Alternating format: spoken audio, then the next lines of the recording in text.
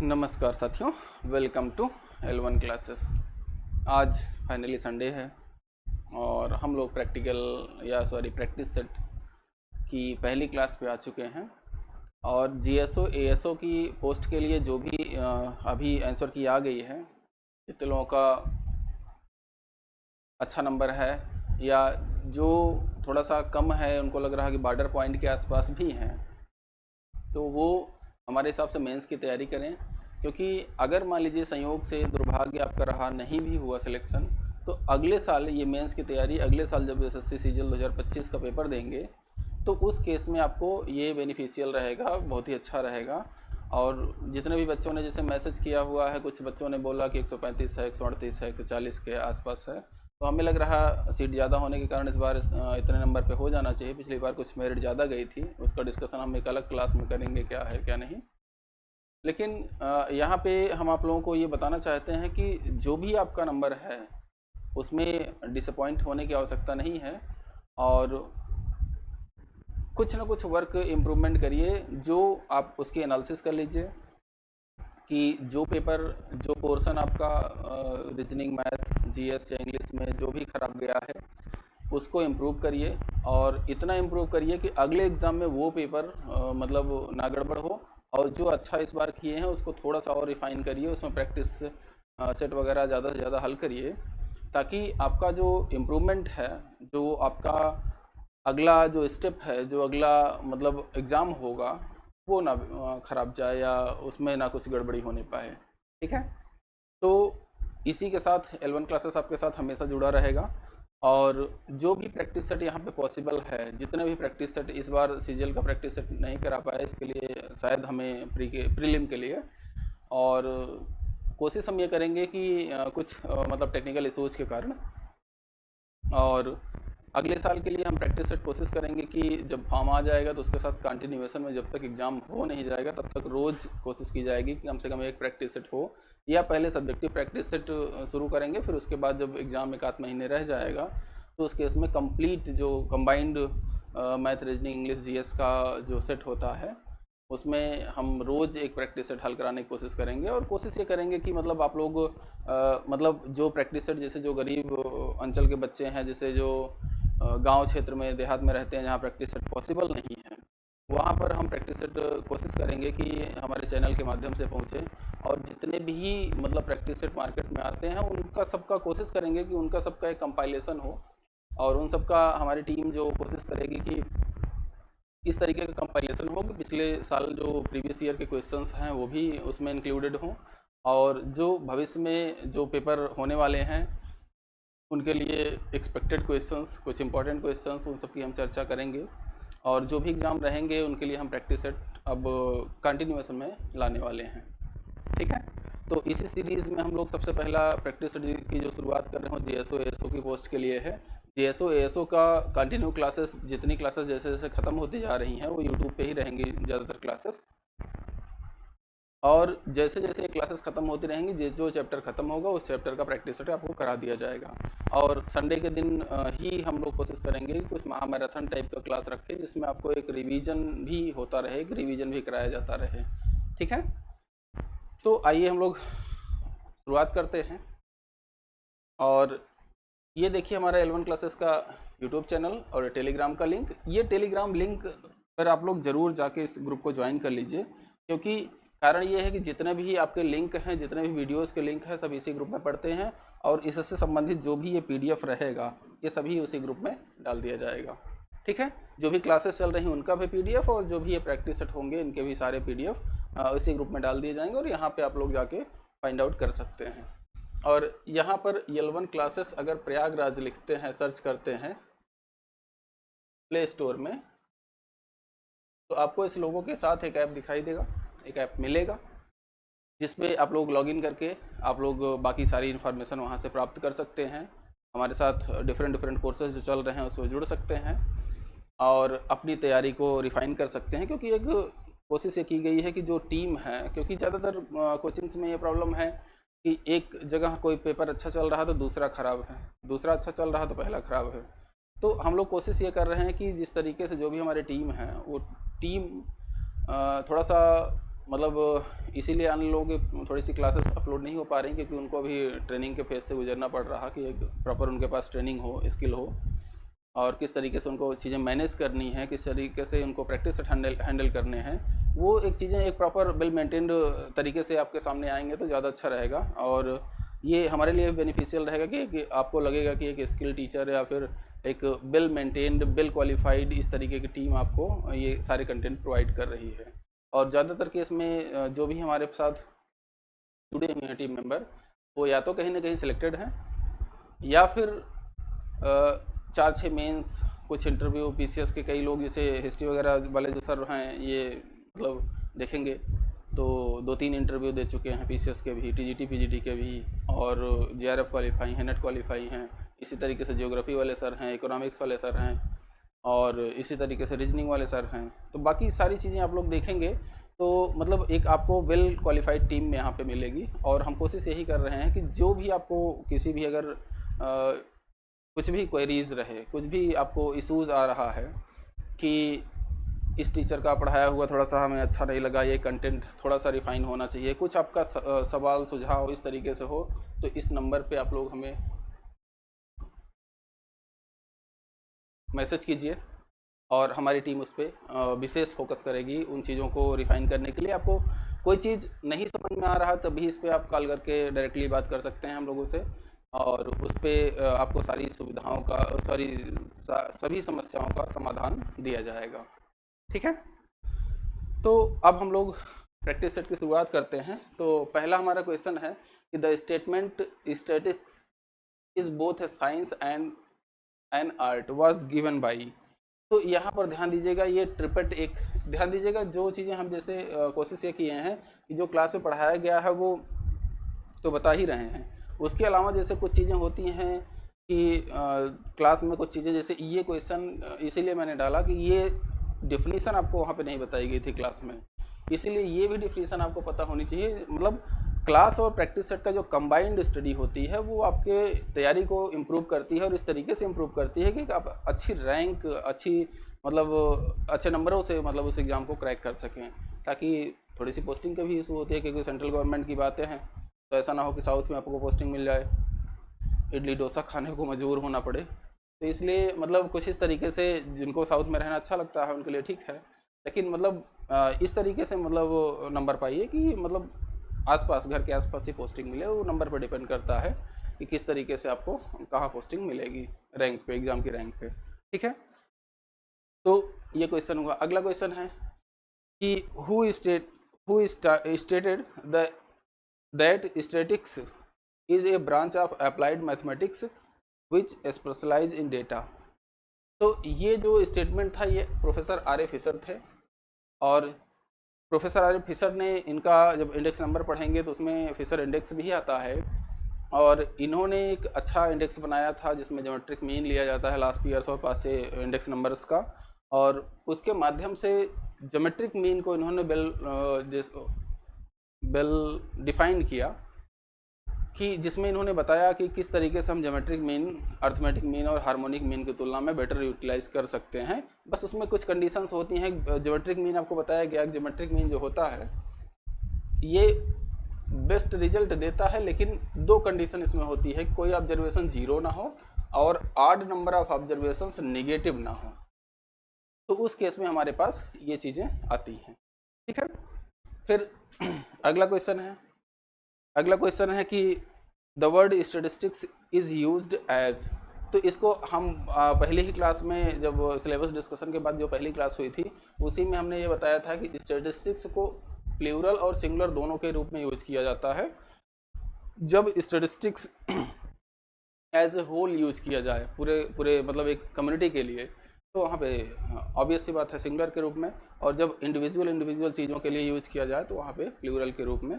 इतना तो आपको भी पता होगा, इतनी मतलब स्टेटिस्टिक्स का इस तरीके से प्लूरल और सिंगुलर के रूप में यूज होता है। फिर अगला क्वेश्चन है कि statistics provides tool and techniques future research work was stated by.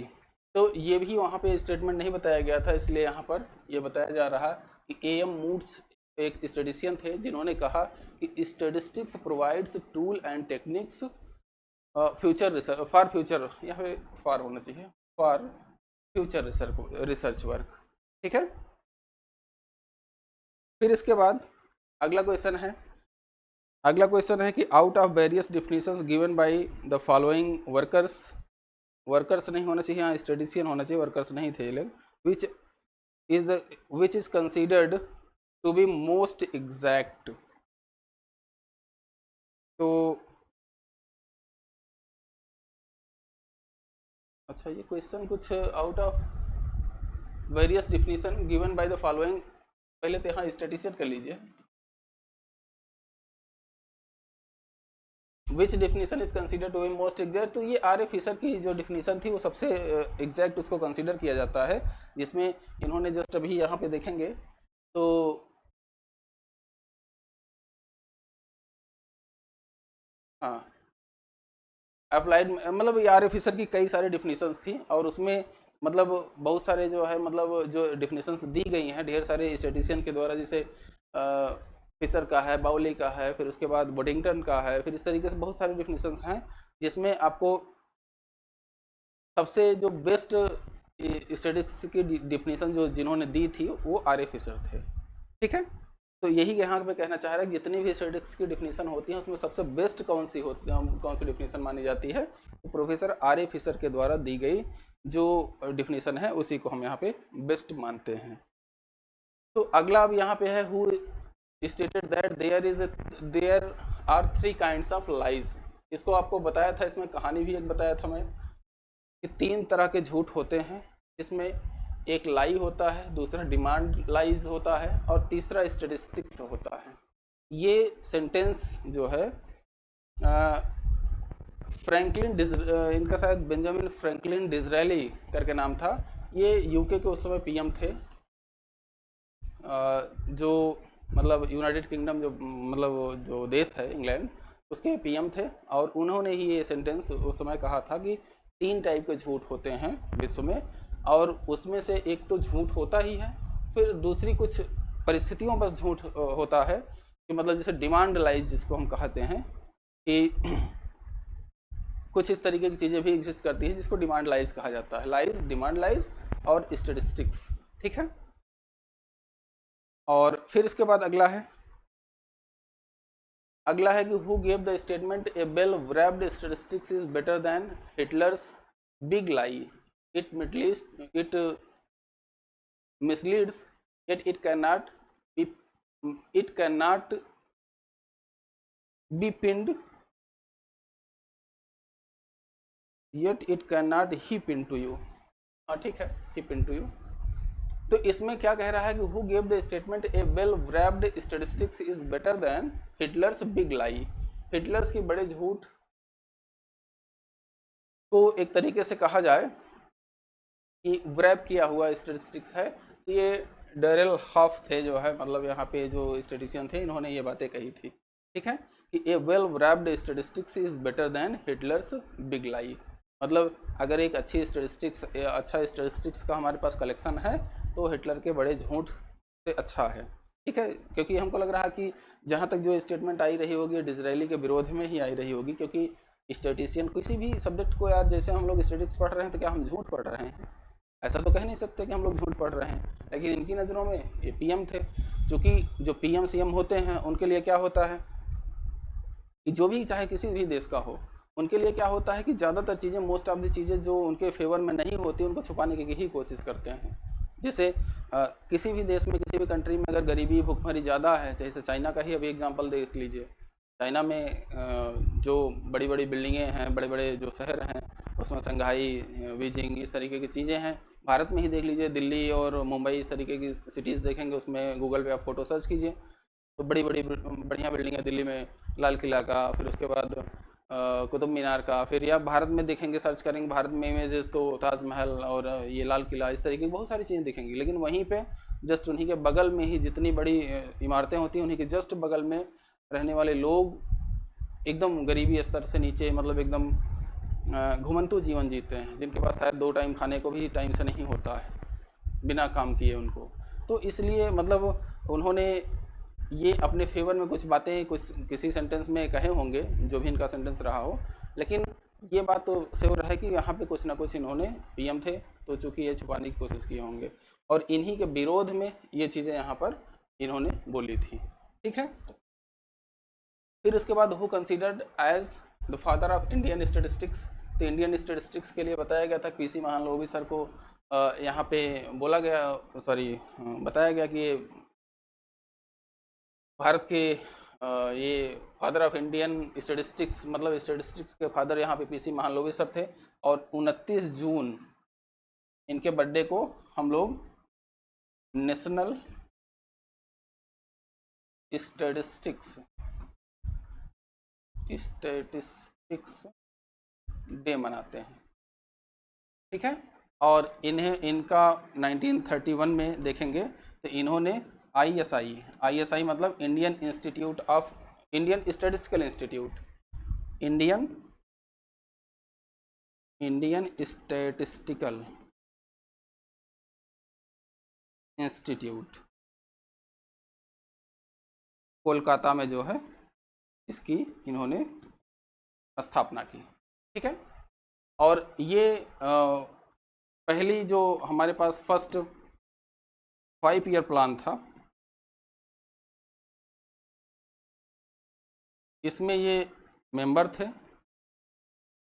और सेकेंड 5 ईयर जो प्लान था, सेकेंड 5 ईयर प्लान जो बेस्ड था इंडस्ट्रियलाइजेशन पे, मेन इसका जो थीम थी वो इंडस्ट्रियलाइजेशन थी।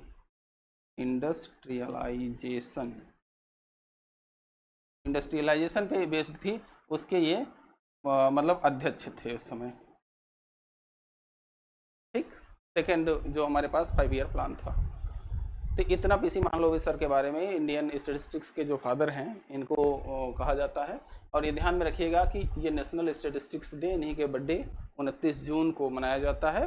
और आपको बताया गया था 1883 में इनका जन्म हुआ था। ठीक है। Which of the following represents the data, तो डेटा ए सिंगल वैल्यू नहीं यहाँ पे बताता है, only 2 values of a set नहीं, a group of values in a set, यही हमारे पास ये आंसर होगा। क्योंकि स्टैटिस्टिक्स को बताया गया कि अगर वहाँ पर हमने एग्जांपल भी बताया था कि अगर हमारी लंबाई 173 अगर सेंटीमीटर है तो ये स्टैटिस्टिक्स नहीं है। ठीक है। लेकिन अगर कहा जाए पूरे यूपी की जो लंबाई है 173 सेंटीमीटर है तो ये स्टैटिस्टिक्स है। ठीक है। इंडिविजुअल जो डेटा होता है वो स्टैटिस्टिक्स नहीं होता, लेकिन ग्रुप एवरेज यहाँ पे कह रहा है, ग्रुप जो डेटा होता है उसको हम स्टैटिस्टिक्स कहते हैं। पूरे यूपी की एवरेज लंबाई अगर 173 सेंटीमीटर कह दिया जाए तो ये स्टैटिस्टिक्स हो जाएगा। ठीक है। अब इसके बाद कह रहा है कि स्टैटिस्टिक्स डील्स विथ, आपको बताया गया था कि क्वालिटेटिव डेटा में ये डील नहीं करता, क्योंकि जहां पर मेजरेबल चीजें आएंगी वहीं पर यहाँ पे स्टैटिस्टिक्स आएगा। तो इसलिए क्वांटिटेटिव डेटा के केस में ये स्टैटिस्टिक्स आता है। तो क्वांटिटेटिव इंफॉर्मेशन के केस में स्टैटिस्टिक्स हमारा आएगा। ठीक है। अगला क्वेश्चन है कि what is the mean of the set. तो मीन आपको बताया गया था, मीन का मतलब होता है नॉर्मली अर्थमेटिक मीन, और ये क्या होता है, टोटल सम ऑफ ऑब्जर्वेशंस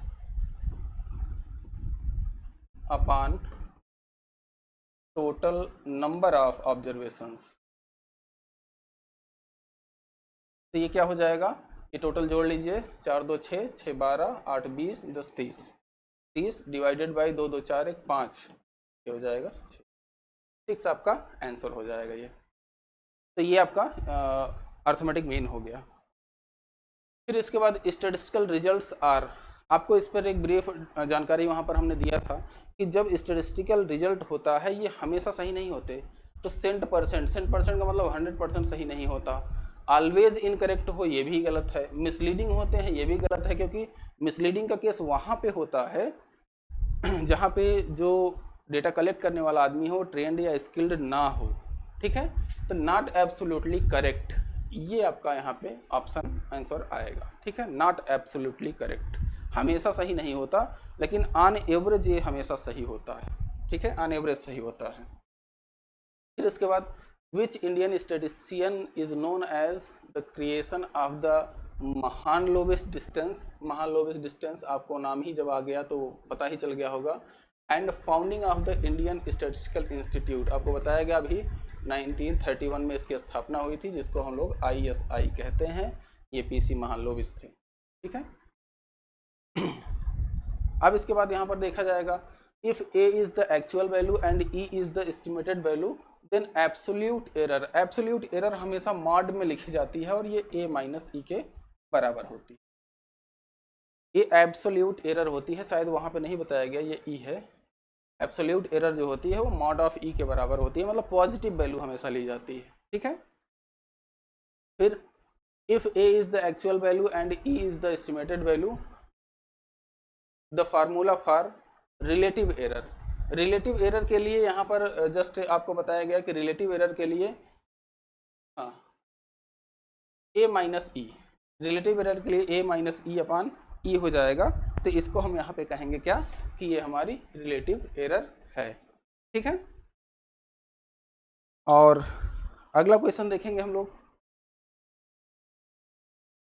जो हमारा अगला क्वेश्चन है,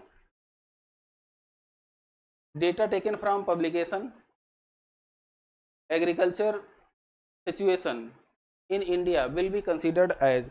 अब ये बताइए कि ये प्राइमरी डेटा है या सेकेंडरी डेटा है।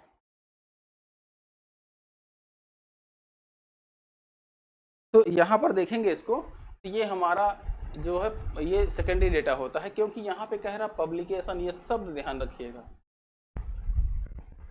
Data taken from publication agriculture situation in India will be considered as, मतलब एग्रीकल्चर सिचुएशन इन इंडिया कोई रिपोर्ट रही होगी जो पब्लिश हुई, तो जब पब्लिश हो गई रिपोर्ट, जो यहाँ पे डेटा कलेक्ट किया गया होगा इस रिपोर्ट को बनाने के लिए, वो प्राइमरी डेटा रहा होगा, वो प्राइमरी डेटा होगा।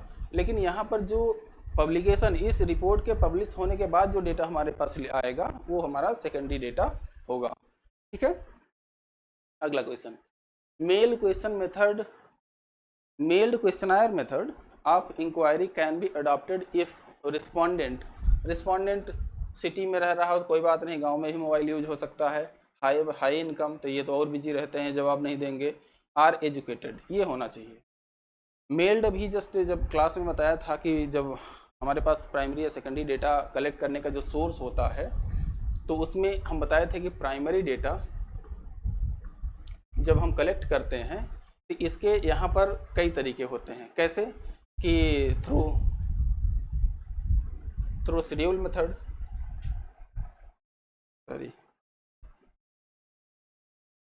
Through schedule method. इसमें क्या करते हैं कि एक कोई आदमी जाता है डायरेक्टली उनसे भरता है।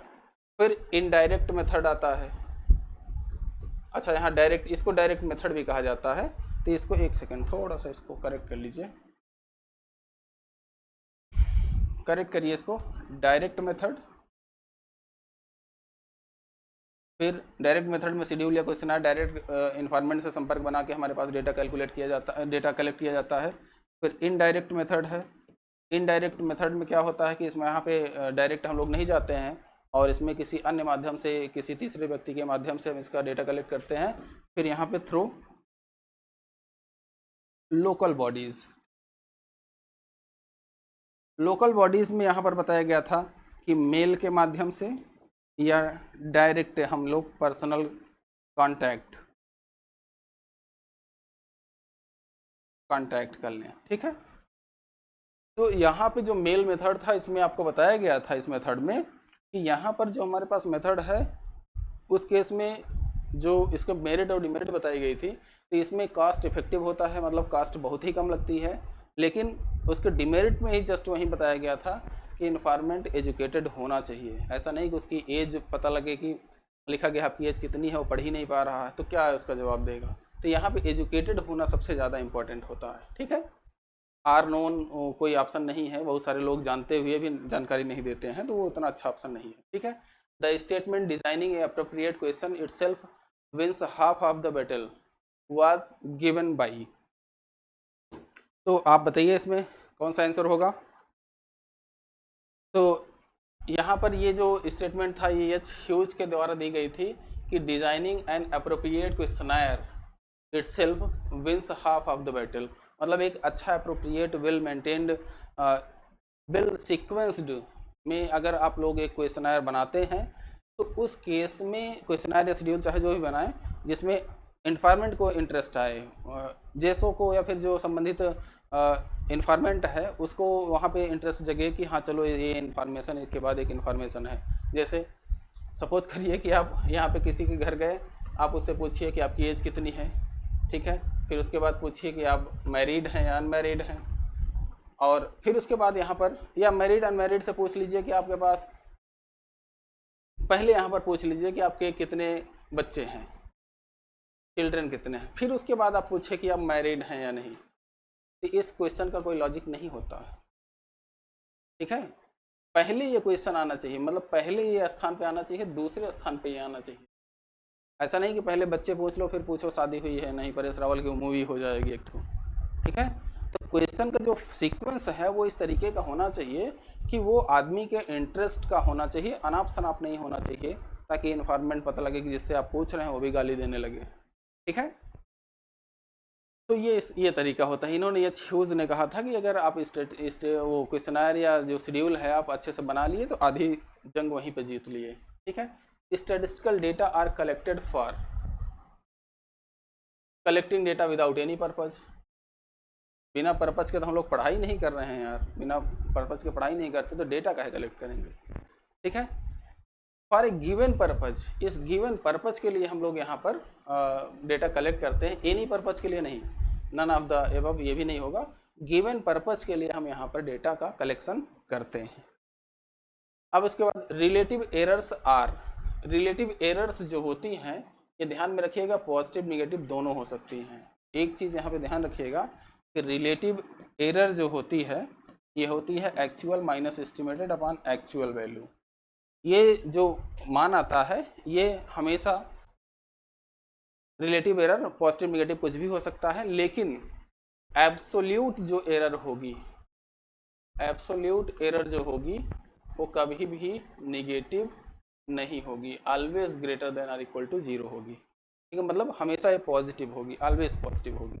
क्यों? क्योंकि एब्सोल्यूट वैल्यू में हम मॉड ले लेते हैं, यहाँ पे हम मॉड की वैल्यू इंक्लूड कर देते हैं। तो मॉड जैसे हम यहाँ पे लिखेंगे मॉड ए माइनस ई, तो ये टर्म क्या हो जाएगा, ये हमारा हो तो जाएगा एब्सोल्यूट एरर, लेकिन मॉड लगने के कारण ये कभी नेगेटिव नहीं होगा, ठीक है। तो ये हटा देते हैं, ये आपके पीडीएफ में आएगा तो अच्छा नहीं लगेगा, ठीक है। तो ये एब्सोल्यूट एरर हमारा हमेशा 0 से बड़ी होगी। अब इसके बाद क्या है, statistical error refers to, statistical error जो होती है ये एरर हमेशा original value minus approximated value नहीं, actual value minus estimated value के बराबर होती है, ठीक है। Actual value minus estimated value के बराबर होती है। फिर इसके बाद यहाँ पर देखेंगे method of completing, method of complete enumeration is applicable for, complete enumeration को ही हम लोग सेंसस बोलते हैं, ठीक है। तो इसमें यहाँ पर हमारे पास क्या है कि मेथड ऑफ जो कंप्लीट इनुमरेशन होता है ये हमारे पास किस लिए किया जाता है, तो इस केस में हमारे पास क्या हो जाएगा कि नोइंग द प्रोडक्शन, तो नोइंग द प्रोडक्शन ये हो सकता है क्योंकि हमारे पास मान लीजिए कोई बड़ी फैक्ट्री है, कितनी कार उसमें बन रही है, तो कंप्लीट इन्फॉर्मेशन वहाँ पे होनी चाहिए। कंप्लीट इन्फॉर्मेशन कंप्लीट इनुमरेशन होता है, क्यों? क्योंकि हर एक गाड़ी का चेसिस नंबर होता है और वो एक दूसरे से अलग होता है। किन्हीं 2 बाइक्स का, 2 कार्स का, 2 किसी भी गाड़ियों का नंबर जो है चेसिस नंबर कभी सेम नहीं हो सकता, या उनके जो रजिस्ट्रेशन नंबर होते हैं वो सेम नहीं हो सकते, ठीक है।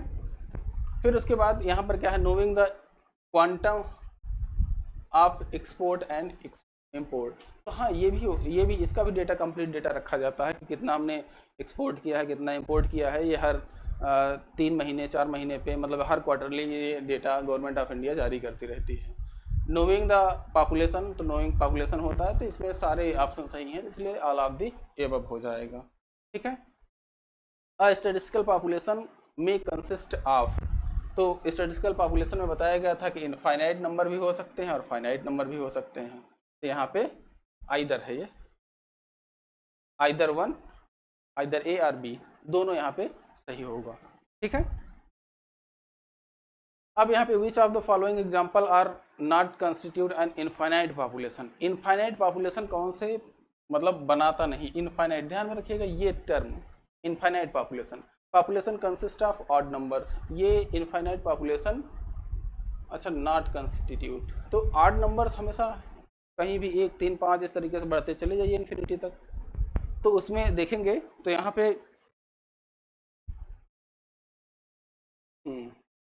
हाँ ये इन्फिनिटी नहीं होगा, ठीक है। क्यों? क्योंकि यहाँ पे ऑड नंबर्स अनंत तक हम लोग चले जाएं लिखते हुए, आप कोई भी नंबर लिखिए उसके एक बाद का ऑड नंबर हम लिख देंगे, तो इसका मतलब ये इनफाइनाइट हो सकता है। Population of weights of newly born babies, ये भी इन्फिनिटी हो सकता है, ये भी इन्फिनिटी हो सकता है, ये भी इन्फिनिटी हो सकता है, क्योंकि इसको पॉइंट में वहाँ पे एक ट्रिक बताया था मैंने कि जब आप पॉइंट में किन्हीं चीज़ों को लिख सकें, जैसे मान लीजिए एक बच्चे का वेट जो न्यूली बॉर्न बेबी है 2.4 kg था, एक का 2.410 kg था, एक का फिर उसके बाद 2.412 kg था, इस तरीके से वेट, तो इस तरीके से वेट बहुत सारे हो सकते हैं, मतलब ये इनफाइनाइट हो सकता है।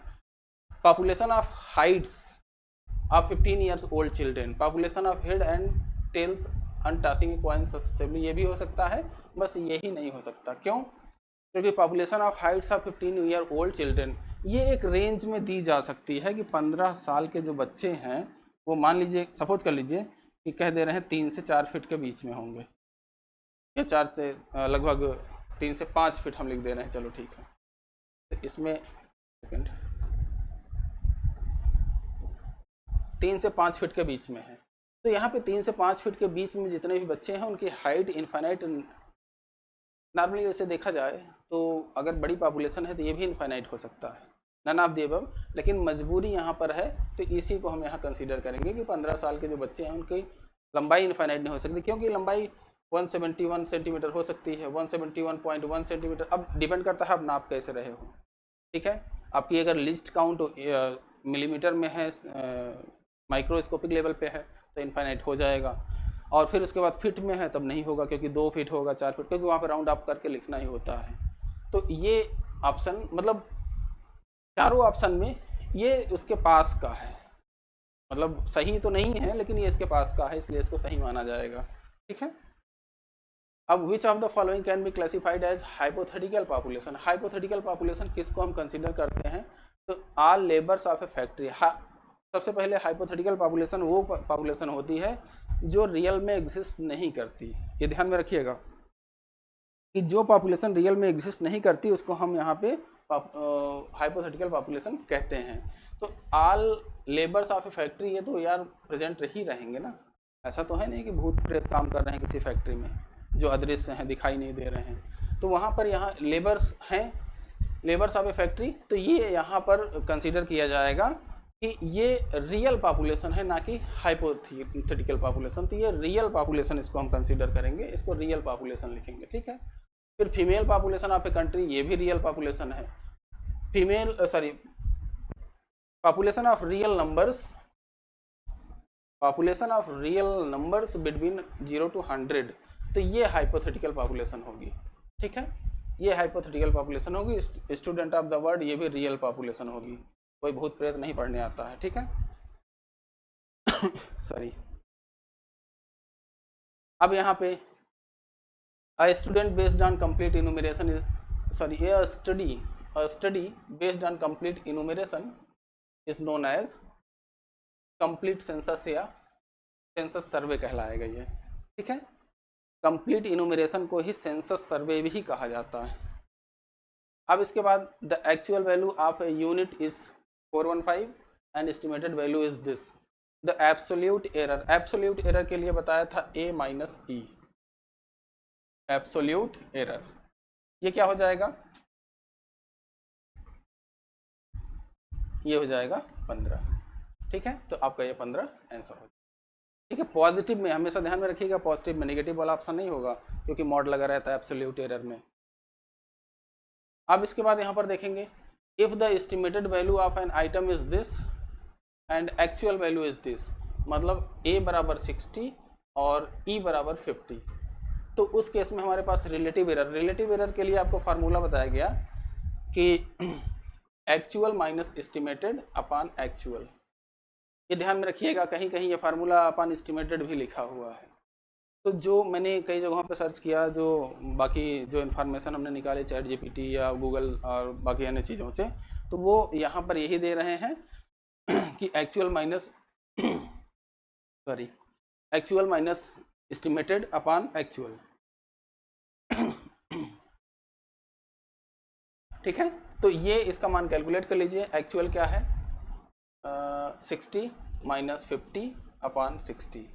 तो इसको आप हल करेंगे तो 10 अपॉन 6 0.16 के आसपास आएगा ये। ठीक है, तो ये आपका आंसर हो जाएगा। ठीक,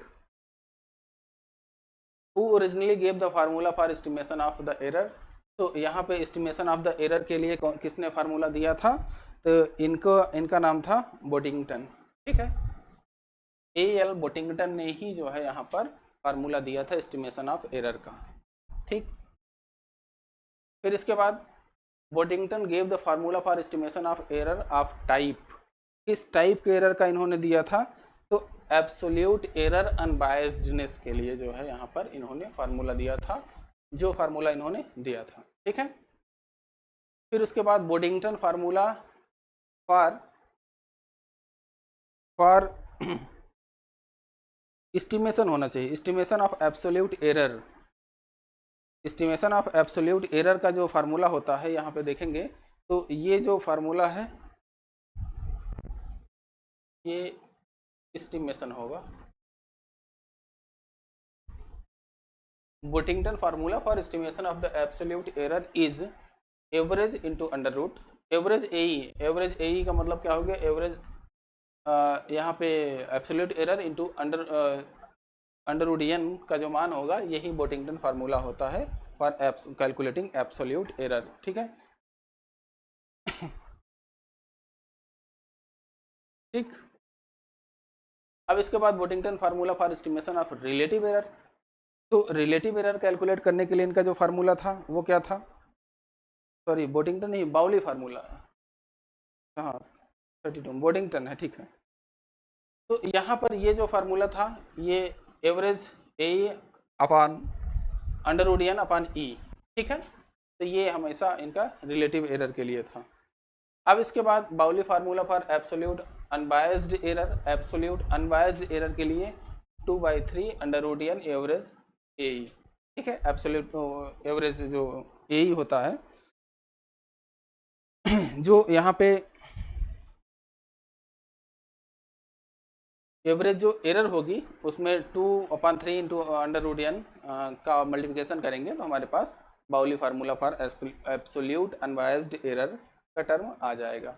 statistical result are absolutely correct, no true, true on average, ये आपका आंसर हो जाएगा। यूनिवर्सली ट्रू तो ये कभी नहीं होता। स्टैटिस्टिकल एरर्स जो होती हैं या रिजल्ट जो होते हैं वो ट्रू ऑन एवरेज होते हैं। ठीक है, अब इसके बाद statistical laws based on trial and error. Based on trial and method से इज आर, तो इसमें लॉ ऑफ स्टैटिस्टिकल रेगुलरिटीज। फिर उसके बाद यहाँ पर देखेंगे तो law of inertia of large numbers, फिर बोथ, फिर नन। तो यहाँ पर देखेंगे तो ये स्टैटिस्टिकल एरर्स जो होती हैं ये रेगुलरिटीज के लिए भी होती हैं और इनर्शिया फॉर लार्ज नंबर्स के लिए होते हैं। दोनों ऑप्शन यहाँ पे आपका सही होगा। ठीक है, हाँ। अब ये थोड़ा सा अलग तरीके का क्वेश्चन है, इसमें आपको ये पढ़ाने के दौरान नहीं बताया गया। तो the figure this approximated 10th place. ध्यान में ये चीज़ आप लोग ध्यान में रखना है, 10th प्लेस बाय डिस्कार्डिंग। तो इसको हमें क्या करना है, डिस्कार्ड करना है 10th प्लेस पे। 10th प्लेस का मतलब ये पहला प्लेस है, ये 10th प्लेस है, ये 100th है, ये 1000th है, ये 10,000th है, फिर लाख है, फिर इस तरीके से बढ़ता जाता है।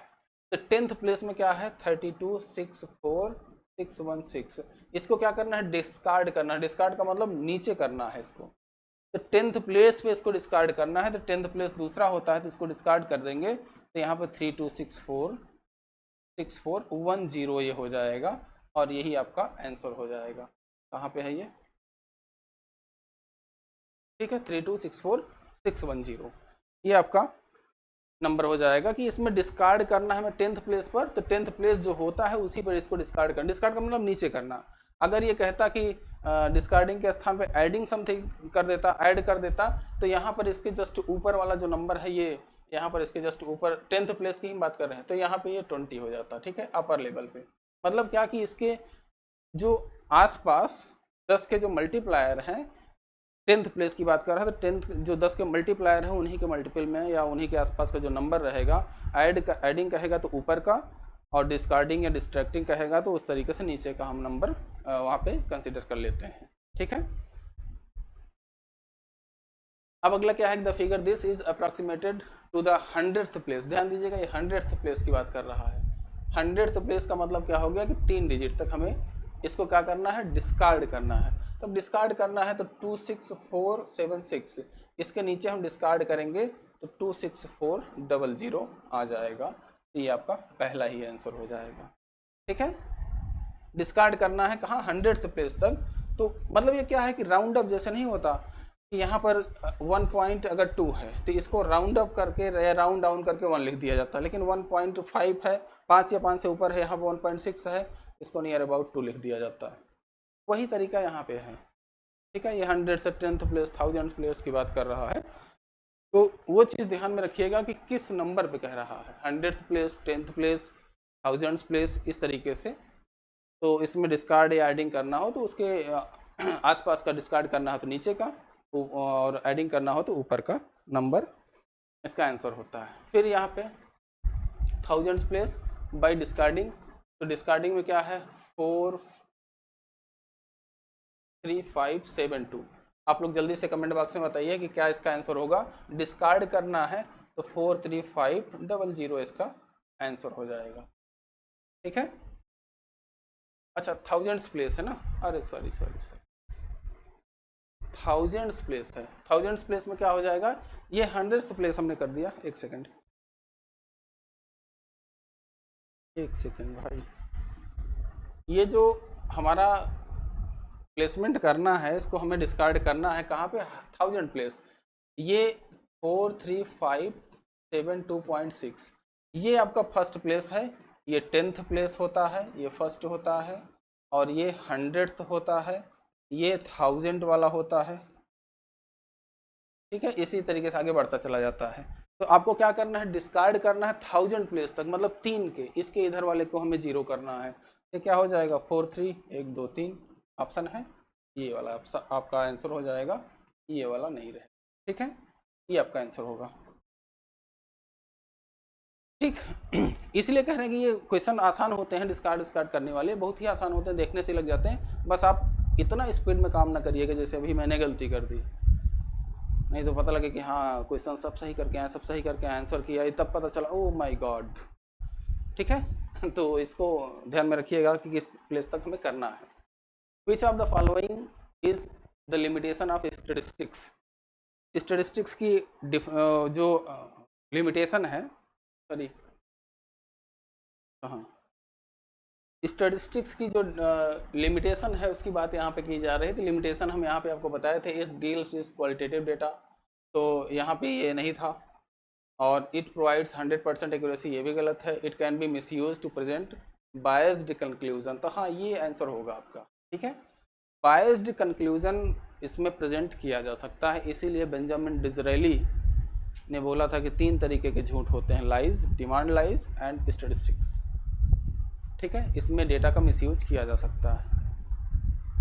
कैसे, ग्राफ का पॉइंट आप बढ़ा दीजिए, जैसे मान लीजिए कि भारत में जीडीपी है, यहाँ पे ये यूएसए का है, और इधर चाइना का है, और फिर इधर भारत का है, ऐसे दिखाइए। अब यहाँ छोटा छोटा दिख रहा है, आप इसका मानक बढ़ा दीजिए, भारत यूएसए इतना बड़ा, चाइना इतना बड़ा, फिर भारत भी इतना बड़ा, मतलब उसके स्केल में चेंज करके हम इसके ग्राफ को मैनिपुलेट कर सकते हैं। तो जो आदमी नहीं पढ़ा लिखा उसको कहेगा यार इतनी जीडीपी थी अब इतनी हो गई, तो उसको पता चलेगा क्योंकि उसमें कुछ किया नहीं गया है। केवल जो आपका ग्राफ का पॉइंट होता है वो 1 सेंटीमीटर, 2 खाने बराबर 1 सेंटीमीटर माने थे, अब आधा खाना बराबर 1 सेंटीमीटर मान लीजिए। इस तरीके से बहुत ही मैनिपुलेशन होता है, बहुत ही कुछ होता है। जिस तरीके से चाहेंगे उस तरीके से आप स्टैटिस्टिक्स को प्रेजेंट कर सकते हैं। Statistics can not be applied to which of the following. तो स्टेटिस्टिक्स क्वांटिटेटिव डेटा में हम लोग अप्लाई कर सकते हैं, लार्ज डेटाबेस में अप्लाई कर सकते हैं, कंटिन्यूस में अप्लाई कर सकते हैं, सब्जेक्टिव और क्वालिटेटिव डेटा में हम लोग इसको अप्लाई नहीं कर सकते हैं। ठीक है। One limitation of statistics is that it only deals with क्या है, सर्टेनिटी नहीं, एक्यूरेसी नहीं, क्वालिटेटिव फिनोमेना नहीं, प्रोबेबिलिटीज एंड अप्रॉक्सीमेशन पे। अप्रॉक्सीमेशन मतलब एस्टिमेशन, जहाँ पे प्रोबेबिलिटी लिख रहा है ना, वो प्रोबेबिलिटी एक तरीके का एस्टिमेशन होता है, वो संभावना ही बताता है। ठीक है, तो प्रोबेबिलिटी की मतलब होता ही है कि प्रोबेबिलिटी मतलब संभावना, क्या है उसकी संभावना। ठीक है, ये चीज़ें। अब इसके बाद विच of the following is true limitation of statistics. ठीक है, तो it provides an accurate solution of every problem, तो ये गलत है। सभी समस्याओं का निराकरण कैसे कर सकता है यार कोई। ठीक है, it helps statistics can be applied to individual cases. ठीक है, तो अब यहाँ पर यही वाला लिमिटेशन इसकी हो जाएगी कि statistics can be applied for individual cases के लिए यहाँ पर हम इसको अप्लाई कर सकते हैं। It applies only for infinite population, ये गलत है, ये भी गलत था। और it only deals with qualitative data, ये भी गलत है। क्वालिटेटिव डेटा में तो डील ही नहीं करता, क्वांटिटेटिव डेटा में भले डील कर ले। ठीक है, अब यहाँ पर देखेंगे which of the following is a key importance of statistics in business. Statistics in business पे भी हम आप लोगों के साथ चर्चा किए हैं उसमें क्लास में। और यहाँ पर क्या है कि यहाँ पर फ्यूचर का ट्रेंड जो होता है उसको हम बता सकते हैं, फ्यूचर में क्या घटनाएं होने वाली हैं उसको हम बता सकते हैं। तो यहाँ पर आप लोगों को ये ध्यान में रखना है कि इसके जो बिजनेस में इम्पोर्टेंस है ये मतलब कैसे बताया जाएगा। It reduces cost of operation, ये स्टैटिस्टिक्स नहीं करता भाई, ये टेक्नोलॉजी के माध्यम से किया जाता है। स्टैटिस्टिक्स तो आपको बता देगा कि यहाँ आपको इतनी लागत आ रही है। जैसे मान लीजिए आप मोबाइल बना रहे हैं, मोबाइल किसी मतलब 50 ग्राम का मोबाइल बनाना है, आप किसी ने 55 ग्राम, किसी में 58 ग्राम, किसी में 40 ग्राम, इस तरीके से यूज़ करेंगे तो गलत होगा। आपका रॉ मटेरियल का कंजम्पशन ज़्यादा होगा, आपका जो प्रोसेस है आउट ऑफ कंट्रोल रहेगा।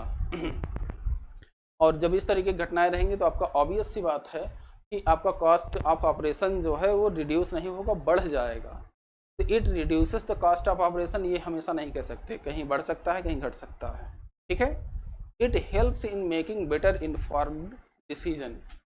बेटर इन्फॉर्म्ड डिसीजन, हाँ यहाँ पर ये चीज़ होती है कि बिजनेस में हमारे पास जो भी यहाँ पे जो मेथड दिया गया रहा होगा, जो मेथड दिया जाएगा वो बेटर इन्फॉर्मेशन देता है, जिससे हम 6 सिग्मा जो आप लोगों से एक चार्ट की बात किए थे जिसमें हम बोले थे कि यहाँ पर ये हमारी एवरेज लाइन होती है x बराबर म्यू की, और फिर ये जो डॉटेड लाइन होती है म्यू प्लस 3 सिग्मा की होती है, और यहाँ पे एक डॉटेड लाइन होती है म्यू माइनस 3 सिग्मा की। ये डिफरेंस देखेंगे, ये गैप जो होता है 6 सिग्मा होता है, इसी को कंट्रोल बैंड भी कहा जाता है, कंट्रोल बैंड भी कहा जाता है। और इस 6 सिग्मा कंट्रोल बैंड के माध्यम से हम किसी भी फैक्ट्री के आउटपुट को चेक करते हैं कि वो हमारा प्रोसेस अंडर कंट्रोल है या आउट ऑफ कंट्रोल है। ठीक है, तो और गारंटीड प्रॉफिट कोई ज़रूरी नहीं। इस तरीके से सारे स्टैटिस्टिशियन करोड़पति होते यार, पढ़ाने की ज़रूरत नहीं पड़ती भाई। जो स्टैटिस्टिक पढ़ा रहा अगर गारंटीड प्रॉफिट देता तो इसमें करने क्या था, आराम से बैठे रहो, गारंटीड प्रॉफिट लेते रहो, दिक्कत क्या है। It avoids data analysis, data analysis को यहाँ पे अवॉइड करता है, तो ये भी गलत है। ठीक है, डेटा एनालिसिस होती है यहाँ पर। Which is statistics why is statistics important in decision making. तो डिसीजन मेकिंग में यहाँ पर क्यों इम्पॉर्टेंट होती है इसको आपको बताना है। तो यहाँ पर it helps in predicting future trend, फिर it makes decision based on institution, तो ये गलत होगा। It complicates the decision making process. अरे यार ये तो बहुत गलत है। कोई डिसीजन मेकिंग प्रोसेस को अगर कॉम्प्लिकेट करे तो उसको काहे यूज करेंगे। तो इसमें इंपॉर्टेंस की बात कही गई है, स्टैटिस्टिक्स इंपॉर्टेंस की बात की गई है, तो कुछ यहाँ पे अच्छी चीज़ें हमें बोलनी पड़ेंगी। It prevents the use of data in decision. नहीं भाई, ये तो गलत है। डेटा का यूज नहीं करेंगे तो कैसे हम यहाँ पे इसका ऑप्शन दे पाएंगे, ठीक है। It prevents the use of data in decision, तो ये गलत है। डेटा का यूज होता है, जैसे हम भी अपने स्टैटिस्टिक्स में जो आपका रिजल्ट अभी प्रीलिम का आया है 140, 150, 160 नंबर जो भी पाए हैं, वो डेटा ही तो है। बिना डेटा के हम कैसे प्रेडिक्ट कर सकते हैं कि आपका सिलेक्शन होगा या नहीं होगा। चेहरा देख के किसी का नहीं बताया जा सकता कि आपका सिलेक्शन होगा या नहीं होगा, ठीक है। ऐसे होता तो फिर जितने भी फिल्म इंडस्ट्री में हीरो हैं सब IAS PCS ही होते हैं, ठीक है। तो ये पहला इसका ऑप्शन हो जाएगा, it helps in future trend. Which of the following is primary function of the statistics. Primary function of the statistics क्या है? डेटा कलेक्शन होता है, डेटा इंटरप्रिटेशन होता है, बोथ A एंड B, तो यही हो जाएगा, ठीक है। डेटा फैब्रिकेशन, डेटा फैब्रिकेशन नहीं होता यार, डेटा का कंपाइलेशन करते हैं हम लोग, एनालिसिस करते हैं, लेकिन फैब्रिकेशन, फैब्रिकेशन मतलब क्या, उसको बनाना एक तरीके से, तो फैब्रिक नहीं होता हूँ।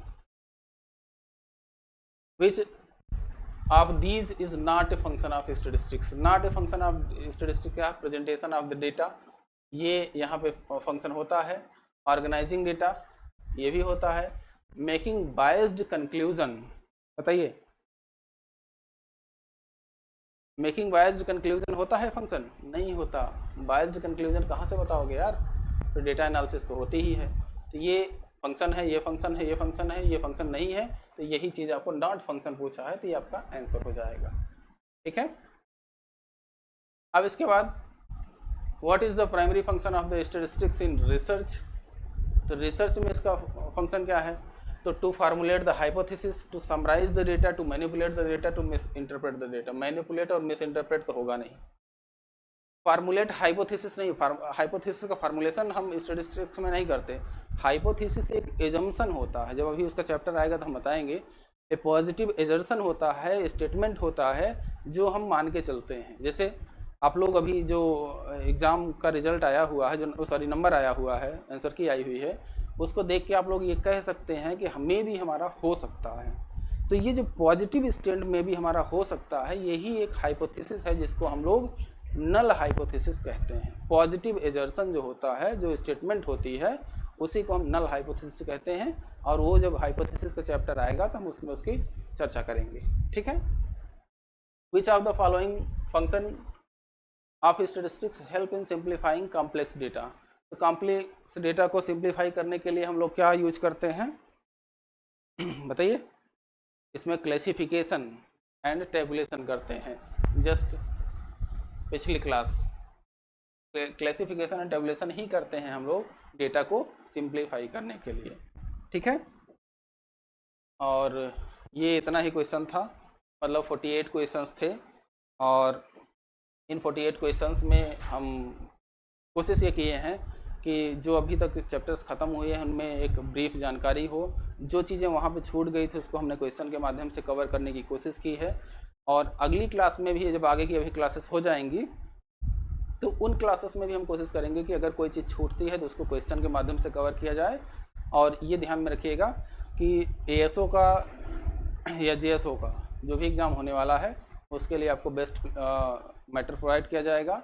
ये हमारा टेलीग्राम का चैनल है, और इस टेलीग्राम के चैनल को आप लोग ज्वाइन कर लीजिए, जिससे आपको सारी इन्फॉर्मेशन, सारे PDF, सारे वीडियोस के लिंक इत्यादि मिल सके। अगर कोई समस्या, परेशानी, दिक्कत है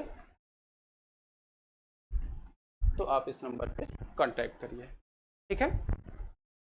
तो आज की क्लास के लिए बस इतना ही। अगला प्रैक्टिस सेट अगले संडे को, और तब तक के लिए thank you for this class. Have a nice day, have a nice day नहीं, हैव अ नाइस वीक।